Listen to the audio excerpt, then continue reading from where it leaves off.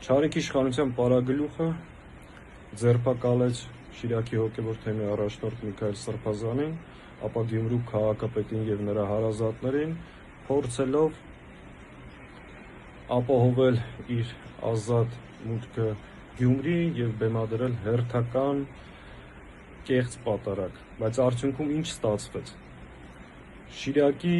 թեմում չգտնվեց որևէ հոգևորական, ով կհամաձայնվեր այս սրբապիղծների համար մատուցել պատարագ։ Եվ միաժամանակ չնայած անվտանգության աննախադեպ միջոցառումներին, եկեղեցու ներսում գտնվեցին արժանապատիվ քրիստոնյա քաղաքացիներ, ովքեր ասեցին այն, ինչ պետք է ասվեր։ Միայն այն հանգամանքը, որ Նիկոլ Փաշինյանը գնում է պատարագի, այսպես ասած, եւ ամբողջ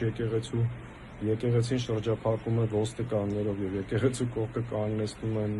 քաղաքացիների համար բերման ենթարկելու համար հարմարեցված մեքենաներ, դա խոսում է նրա իշխանության ճակատագրի մասին։ Շնորհակալության եւ հարգանքի են արժանի մեր բոլոր այն հոգեվորականները եւ եկեղեցականները, ովքեր հրաժարվում են համագործակցել այս սրբապիղծների եւ հայրենադավների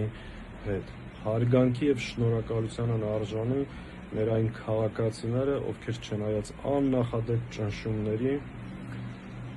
գտնվում են ճիշտ տեղում, իրենց ազատ խոսքն են արտահայտում եւ կանգնում են հայ առաքելական Սուրբ եկեղեցու կողքը։